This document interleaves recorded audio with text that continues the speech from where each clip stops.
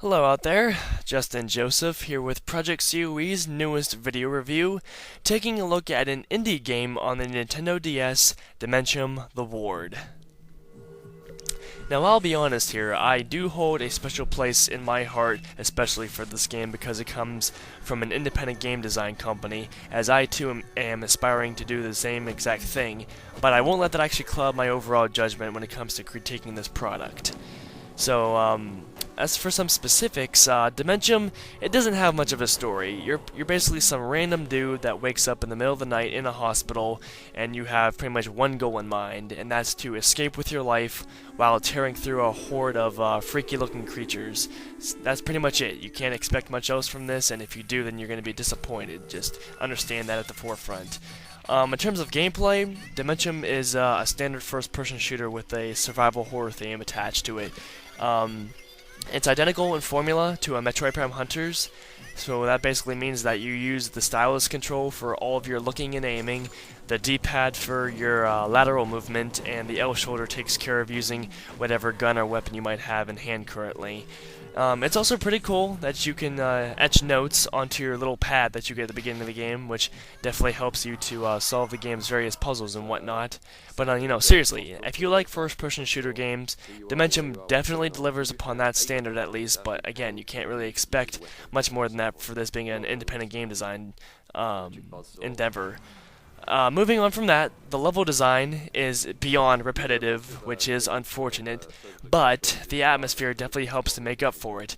I mean, there's no slowdown in the game, which is absolutely awesome. There's blood spatter all over the place, and there's a lot of really cool weather effects with the various lightning and thunder that really brings the atmosphere to life in terms of randomly flashing light to light up your surroundings and whatnot, and you hear thunder constantly and stuff.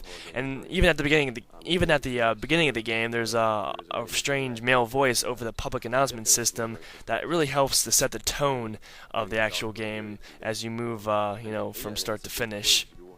In terms of the audio, the general music as you're moving around is pretty good, but everything else is a little bit lame when it comes to being midis. It just doesn't sound right, and you'll definitely notice if you like these types of games.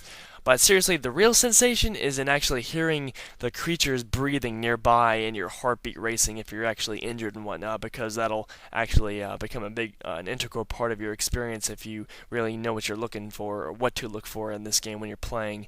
The only thing I found to be insanely annoying was the various screeching noises of the different creatures.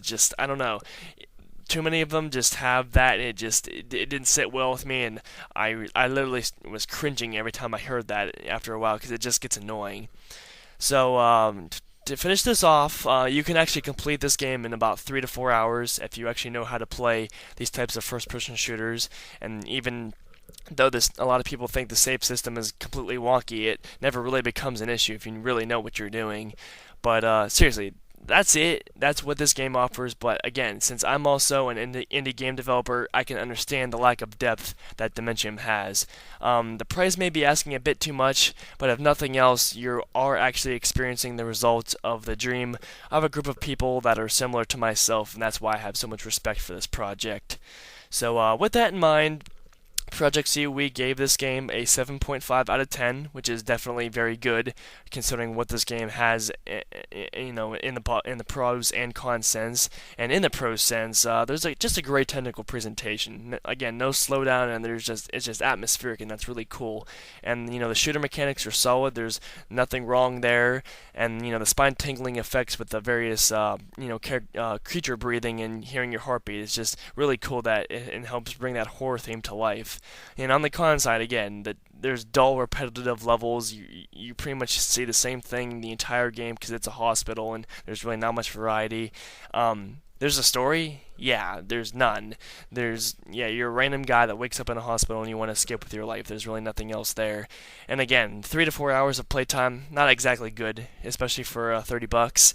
But really, you just have to accept that if you do choose to invest in this. But if you can check it out otherwise, by all means do so, because this is definitely a labor of love from an independent game company, as what my team is trying to do whenever we break into the industry as well.